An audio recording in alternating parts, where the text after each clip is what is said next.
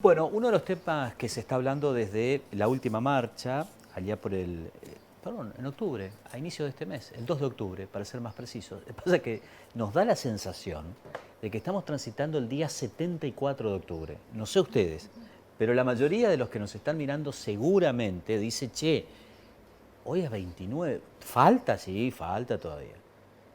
Bueno, en este mes, parece que fue hace un montón, se desarrolló la segunda marcha universitaria de la comunidad universitaria, en aquel momento reclamando por el veto, el no al veto al financiamiento de las universidades.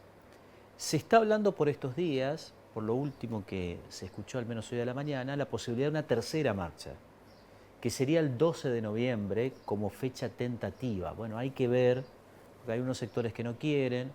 Recordemos que los no docentes arreglaron con el gobierno nacional. Hay ahí, si se quieren, las unidades académicas, un poquito de malestar. Esto se da en todo el país, ¿eh? No es solamente en la provincia de Misiones. Ahora, ¿terminó el problema de la universidad? No, creo que todavía no hemos visto lo más fuerte. Porque queda una discusión para el presupuesto 2025. Digo esto para aquellos que están indignados. Mi sugerencia es vayan dosificando la indignación, porque me parece que todavía lo peor no pasó. Viene un tratamiento legislativo para el presupuesto 2025. La política tradicional ya le mostró a la comunidad universitaria con qué cartas va a jugar. Esta también es una realidad. Ahora, hay un tema muy interesante que creo que interpela a la comunidad científica, universitaria, al sistema, que es la opinión pública. De lo positivo que yo observo de todo este proceso es que la discusión en la opinión pública incomoda a la academia y lo obliga a discutir en otros términos. Para muchos es salir del estado de confort. Para otros es hacer lo que hacen habitualmente, que es la extensión académica. De hecho, en la provincia de Misiones, usted mira el mapa, las unidades académicas que tiene la Universidad Nacional de Misiones, no quiero hablar de la UNAU porque no lo conozco, pero uno ve un desplazamiento territorial muy interesante. Entonces, esta discusión en la opinión pública no les pesa mucho. Y está bueno. La sociedad le empieza a exigir a la comunidad académica, bueno, che, la plata de este vaso de agua que compré, el IVA de ese vaso, ¿dónde está? ¿Qué están haciendo ustedes? Y eso creo que es una excelente oportunidad. Esta es una oportunidad fenomenal que tiene el sistema universitario para discutir en la opinión pública, sobre todo, más allá del andamiaje judicial, más allá del andamiaje jurídico, legislativo, político, discutir en la opinión pública y explicarle al contribuyente a dónde están yendo sus impuestos. Que no son muchos, que esa es una realidad también. Esa es una realidad. El gobierno nacional de Milei plantea de que se está desfinanciando la República Argentina por la plata que va a las universidades. Entonces las universidades salen y explican, dicen, no, pará. Esta discusión es con esto y con esto. Y hay algo que yo le invito, estimado televidente, usted que nos ve por cable, que tiene la posibilidad de mirar otros canales, especialmente los porteños, que son los que marcan la pauta en este país, lamentablemente, y es que la universidad no es solamente la UBA. Lo pongo con nombre y apellido, lo digo yo. El sistema universitario argentino no es Jacobiti, no es Lustó, no es la Universidad de Buenos Aires. Son actores, partícipes necesarios en un contexto mucho más amplio que incluye a universidades como la Universidad Nacional de Misiones. En este contexto, y para hablar de la universidad en datos, porque se llegó a decir en estos últimos días, lo dijo el presidente, de que la universidad está siendo subsidiada por los pobres para aquellos que tienen plata. Eso se dijo. Ningún dirigente político argentino había llegado hasta ese punto. Bueno, vamos a ver si es así. Están con nosotros, nos visita la magíster Carolina Buglioni, que es la directora del Observatorio de Datos Socioeconómicos del Departamento de TICE, LITADIS, de la Facultad de Humanidades y Ciencias Sociales de la Universidad Nacional de Misiones. Acompaña el decano de esta Casa de Altos Estudios, el decano de la Facultad de Humanidades y Ciencias Sociales, el especialista Cristian Garrido. Cristian, ¿los puedo tutear? No hay problema, ¿no? Claro, Pues sí. Cristian, Carolina, ¿cómo les va? ¿Cómo andan? Amigos de la casa, ya, porque hacen muchas... Gracias nuevamente Gracias por por la invitación. venir. Siempre es No, un por placer favor. venir acá y compartir información con la comunidad. Mira, Cristian, este es un buen momento. ¿Por qué los invitamos al mediodía? Esto lo charlamos mucho con la producción. Este es el horario en que la gente está almorzando y es la transición de los que llegaron a casa, están almorzando con la tele y salen a realizar sus actividades a la tarde. Gimnasia, esto, lo otro. Y el turno tarde. Y este horario en que uno le presta mucha atención a la tele. Yo quiero arrancar con los datos, Cristian. ¿Podemos? Por supuesto, claro. Y de ahí lo explican todo lo que quieran.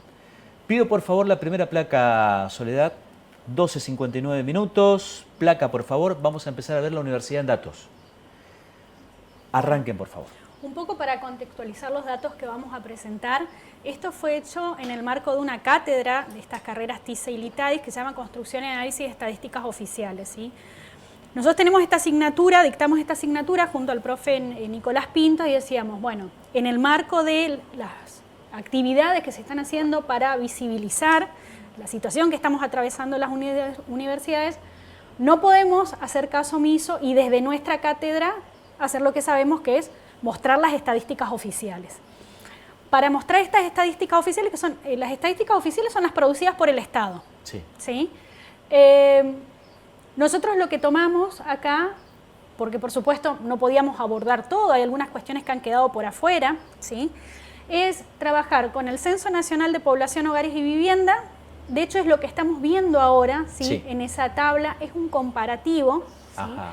Entre los datos que arrojaron los tres últimos censos, 2001, 2010 y el último del 2022, Sí. acerca del máximo nivel educativo alcanzado, pero no por la población total, sino solamente los que tienen 25 años o más, pensando que han atravesado toda la parte de educación formal. Si nosotros miramos esos datos, Sí. ¿sí? Nosotros podemos ver que cada 10 años, digamos, el saldo va siendo positivo porque se incrementa el porcentaje de personas que pueden lograr tener un título universitario, ¿sí? Ahora bien, también hay que decir que en el último censo, en el 2022, solamente el 15,3% de la población de 25 años o más, ¿sí? tenía un título universitario completo y más, ¿sí? Digo, a ver, si uno lo mira, es un porcentaje bajo. Sí. ¿Sí? Entonces digo, me parece que hay que mirar, ¿no? las dos caras de la moneda, ¿sí? Esto de venir diciendo, bueno, a medida que van pasando los años, porque ¿qué te deja ver esto? Que una mayor cantidad de personas pueden tener acceso a la educación pública universitaria, ¿sí? Pero asimismo, ¿sí? El porcentaje sigue siendo bajo, si los comparamos con porcentajes de egreso de ciudades europeas.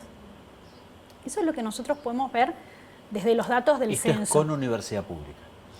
Esto es, no, acá está universidad pública y privada. Ah. Es el dato en bruto, digamos. Perfecto. ¿Sí? No te permite discriminar. Perfecto. El censo no. ¿sí? Perfecto. Bien, eso es lo que podíamos ver en términos generales. ¿sí? Y de ahí pasar a ver, bueno, a ver, cuáles son las estadísticas que produce el gobierno en términos del sistema universitario. ¿Por qué es tan importante esas estadísticas? Porque las decisiones que tome el gobierno se van a basar, o se supone, ¿sí? que se deben basar en esas estadísticas que la producen ellos. ¿sí? Y ahí en ese caso tenemos el anuario estadístico que lo genera la Secretaría de Políticas Universitarias, ¿sí? Año a año van realizando esta publicación con datos que son, la fuente de datos son las propias universidades. ¿sí? Entonces eso te permite describir, que es un poco ahí lo que cuenta esa diapositiva, eso te permite describir cuál es la situación del sistema universitario desde la propia oficina, ¿sí? de la Secretaría de Políticas Universitarias. Ahora, en términos generales, los datos que se presentan habla del sistema universitario, tanto público como privado, ¿sí? En algunas categorías, en algunas características, se presenta el desagregado, ¿sí? De Sí. qué pasa en lo estatal y qué pasa en lo privado. Perfecto. Vamos a la siguiente placa, por favor, señor director. Veíamos la primera que tenía que ver con el censo, después tenemos otra. Ok. En Ahí. esto de, a ver, ¿qué podemos mirar de ese anuario? ¿Sí? Sí. Bueno, nosotros tomamos como grandes dimensiones, por decirlo así. Bueno, a ver, vamos a caracterizar a los que ingresan al sistema universitario, a los estudiantes, a los graduados y después sí hablar un poco en términos generales del sistema, ¿no? En cuanto a los ingresantes, el 32%, estos son datos del 2022. 2022. 2022, ¿sí? Que es el último anuario que está publicado. Perfecto. ¿Sí? El 32% son menores de 20 años. ¿Sí? Pensemos, 20 años, ¿sí? Ahí estarían los chicos que están terminando la secundaria. Exacto. ¿Sí? Y el porcentaje es del 32%. Ahora, si uno amplía un poco más, ¿sí? Ese rango de edad y llega hasta los 30 años, ¿sí? Ahí la proporción aumenta un montón, son casi el 80%. Epa, ¿Sí? De ingresantes. mucho. Hay una diferencia entre estatales y privadas, pero es mínima, ¿sí?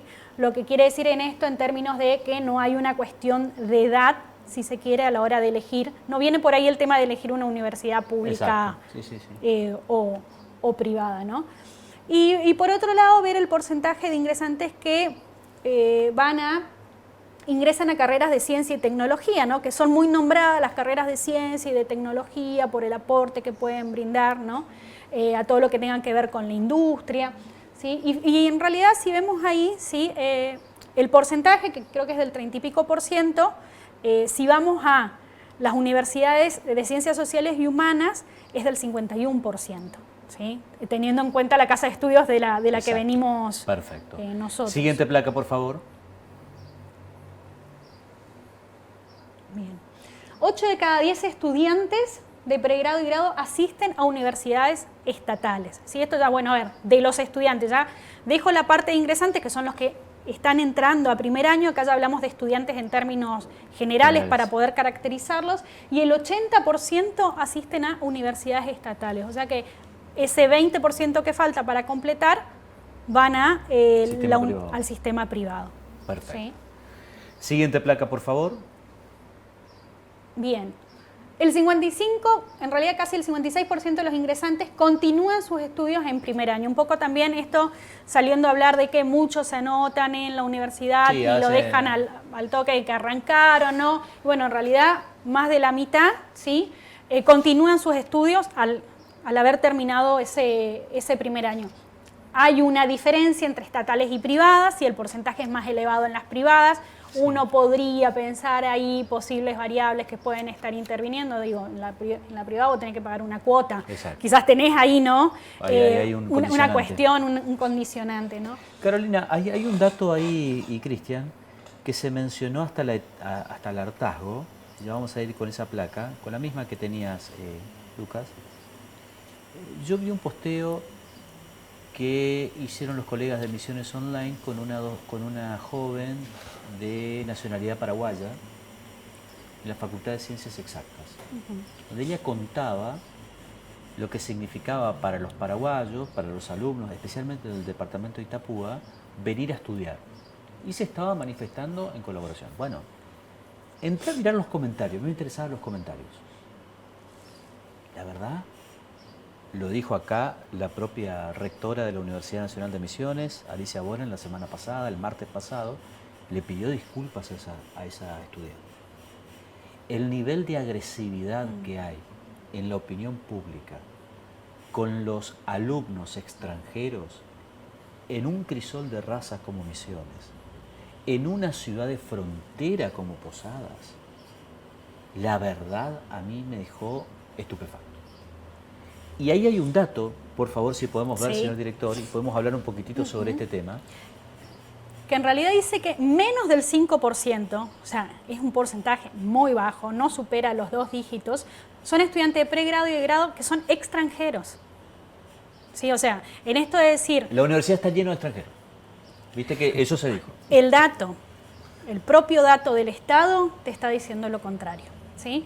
De hecho, en las privadas se da una mayor cantidad que en las estatales, ¿sí? Un poco también lo que había pasado y había generado tanto ruido era que el Ministerio de Capital Humano, Sí. Ministerio de Desarrollo de Capital Humano, ellos habían hecho una serie de posteos presentando datos un poco en esto de decir, bueno, así es, este es el sistema universitario. Y una de las placas que ellos presentaban decía que el 25, no lo estoy diciendo yo, Sí, lo sí, dice sí, el sí, Ministerio, está. uno puede entrar a la página del Ministerio y ahí Sí. está. El 25% de los estudiantes son extranjeros. 25%. 25. Y cuando uno lee eso, uno dice, ¡apa! Un cuarto de la Ustedes, población que de son docentes estudiantes. del aula, no hay un 25%. No, pero es que abajo decía chiquitito, ¿sí? Corresponde a la carrera de medicina. Claro. ¿Sí? Entonces digo, hay que leer también ese metadato que está ahí, ¿no? De decir, bueno, no estamos hablando de todo el sistema universitario. Tampoco estoy diciendo que ese dato no sea real, no sea fidedigno. Si lo dice un ministerio del Estado, debe ser así, debe estar chequeado, ¿no? Exacto. Pero no corresponde a todo el sistema universitario. Me quedo ahí en ese punto, Carolina. Cristian, ¿qué opinas de este tema en particular? El tema de los extranjeros, porque le entran mucho por eso. Me parece fundamental que hablemos desde los datos. Como venimos diciendo, nuestra facultad con datos es mejor. Creo que sirve para clarificar la toma de decisiones, la definición de la política pública, como así también la evaluación y las propuestas que se puedan hacer en ese sentido. Y también respecto de lo que señalabas al comienzo, la construcción de los argumentos y de lo que se dice desde la opinión pública también. Lo que los datos muestran es que existe una población de estudiantes extranjeros, pero esos porcentajes son mucho menores a esto que recién comentaba Carolina. Si vamos al caso de nuestra facultad, Facultad de Humanidades y Ciencias Sociales, no llega al 1% de la población de estudiantes. No llega al 1%. No llega al 1% y igual porcentaje se repite a nivel universidad, y estamos hablando de una universidad que está ubicada en una zona de frontera. Es decir, Ahora, uno podría pensar que está repleta de estudiantes de Paraguay y de Brasil, pero lo cierto es que no es así. Ahora, en cualquier lugar del mundo uno ve las publicaciones de las universidades y hay un ítem que es muy importante, que es el intercambio. Por eso, ¿no? Argentina es muy particular. Sí. Entonces, para nosotros, el extranjero que viene a estudiar a la universidad pública es un problema, por lo que estamos viendo, ¿no? A tal punto que la universidad pública tiene que salir a decir, no, son solamente el 1% o el 5% del general. Cuando yo planteo, y digo con mucho respeto, en realidad, la presencia de extranjeros enriquece a la universidad. Cuando uno ve las principales casas de altos estudios del mundo, hay un ítem de clasificación que tiene que ver justamente con los intercambios. Digo, la comunidad académica nació para eso.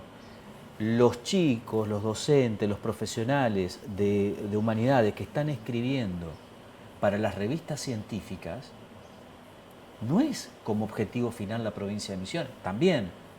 Pero el objetivo es justamente el intercambio con otros científicos, con otros especialistas. ¿O yo estoy muy equivocado? Es así.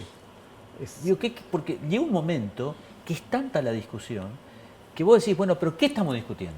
Pero además hay que pensar también que cuando uno pone en eje al estudiante extranjero, ¿sí? Al estudiante universitario extranjero, uno no puede pensar solamente en una causa de por qué está estudiando acá, por qué elige la Universidad de Misiones, ¿sí? Sí.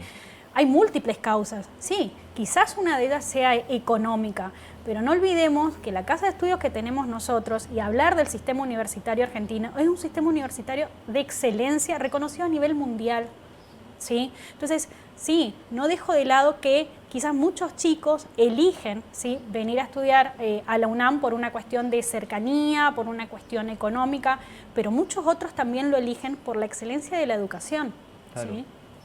La educación pública en Argentina sigue siendo de muy alta calidad, es una diferencia a nivel internacional y justamente recibimos estudiantes de distintos países durante distintos momentos en el año que cursan algunas carreras, algunas materias a nivel de grado y también a nivel de posgrado, o sea que hay presencia ¿Con de cuántos países estudiantes tienen extranjeros. ustedes convenios? Nosotros tenemos una política de internacionalización de la educación superior que se viene realizando a nivel universidad desde un programa que es el Programa de Relaciones Internacionales e Integración Regional, y a su vez cada unidad académica tiene una oficina o un programa que se ocupa de las relaciones internacionales. En el caso de nuestra facultad ya lo viene haciendo hace mucho tiempo, y tenemos convenios con universidades brasileras, con universidades de Paraguay, con universidades de Alemania, de España, y así con diferentes países a nivel mundial que han dado lugar a experiencias de intercambio de docentes, investigadores, de estudiantes, y que han contribuido, por un lado, a la formación de aquellos estudiantes e investigadores que están en un proceso de formación, y por otro, a la consolidación de vínculos y de equipos de investigación conformados por investigadores de distintos puntos, ¿no? Claro. Que eso enriquece el trabajo por investigativo y a su vez enriquece la formación universitaria. Tal cual. Quiero las siguientes placas, por favor. Vamos pasando, Horacio. Ahí está. Bien. Dice, el 26% de los egresados lo hacen en el tiempo teórico. El tiempo teórico es el tiempo que está estipulado por plan de estudio, ¿sí? Es un poco más de un cuarto de la población estudiantil logra graduarse en ese tiempo teórico, ¿no? También ahí hay otras cuestiones, porque uno, digamos, por ahí, las personas que están mirando desde su casa dicen, pucha, pero el 26% ¿no será un porcentaje bajo? Bueno, ahí también hay que tener en cuenta que puede estar jugando ahí, ¿no? Son supuestos, son hipótesis. También pensemos que a veces los planes de estudio, ¿sí?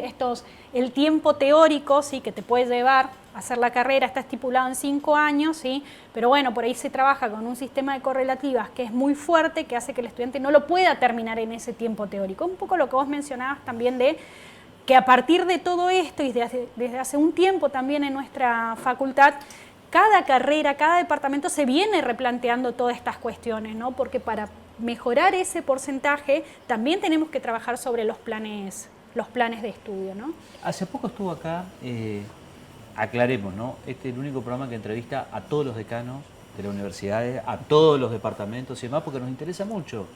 Porque del otro lado hay mucha gente fuera de Posadas, no me gusta decir interior, pero fuera de Posadas, esa mamá, ese papá que manda a estudiar a su hijo a Posadas quiere saber qué está pasando allá. El que nos está mirando en Puerto Rico en este preciso momento, allí en el cable de Puerto Rico, en el departamento Libertador General San Martín, y junta la platita todos los días y hace un esfuerzo fenomenal para que su hijo o su hija estudie en Posadas, quiere saber estas cosas. Ahora, puede ser también que muchos no terminen en tiempo y forma porque laburan. Obvio. ¿Por qué trabajan? Sí. Basta recorrer cualquier comercio, heladerías de la ciudad de Posadas, voy a poner un ítem, que vos le preguntás, ¿y de dónde venís? Y yo vengo de Andresito. ¿Y qué estudiás? Estudio comunicación social. Y le ayudan a mantenerse porque ya sus padres no pueden y lo hacen trabajando. Eso también me parece que...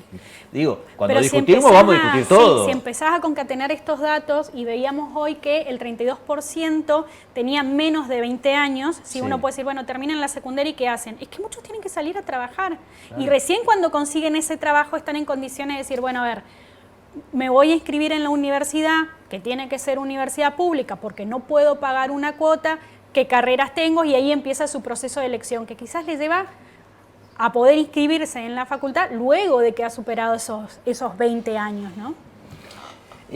Cristian, ahí hay un tema interesante que es el tema de la acreditación de las carreras cortas. Ajá. ¿No? Porque muchos dicen, bueno, arranco con una tecnicatura, que me dé ya herramientas para empezar a laburar. ¿Cómo está ese plan de extensión a lo largo y ancho de la provincia de Misiones? Porque ustedes tenían extensiones áulicas. Tenemos un programa de expansión territorial que nos permite estar en distintos puntos de la provincia.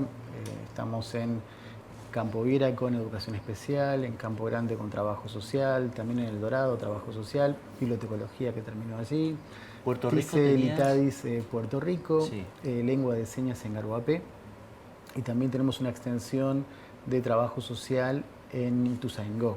O sea, tenemos una amplia presencia en distintos puntos de la provincia, lo cual nos viene permitiendo garantizar el derecho a la educación superior y que nuestros estudiantes no tengan que trasladarse a la ciudad de Posadas con todo lo que eso implica. Vos imaginate el que vive en Garuapemí, el que vive en Garuapemí, ahí cerquita de Garuapé, el que vive en el Alcázar, si tiene que venir a Posadas, bueno, hoy tiene oportunidad de hacerlo en Galopé, hacerlo en Puerto Rico.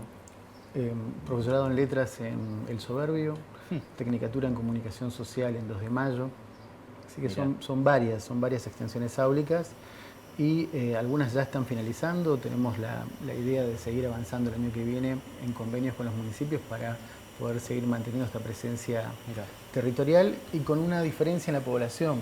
En la ciudad de Posadas tenemos una población joven que está por debajo de los 30 años, como recién decía Carolina, estudiantes que salen del secundario y comienzan a estudiar en la universidad. En cambio, en las extensiones nos encontramos con una población que tiene una mayor edad, que son aquellos estudiantes que no pudieron en su momento venir a estudiar a la ciudad de Posadas o a otras las regionales, que tuvieron familia o tuvieron que comenzar a trabajar y que hoy, dado que estamos en el territorio, dado que estamos en las distintas ciudades, tienen esta posibilidad de retomar o de comenzar los estudios universitarios. Muy interesante. Pido las siguientes placas. Sole, vamos cerrando, por favor.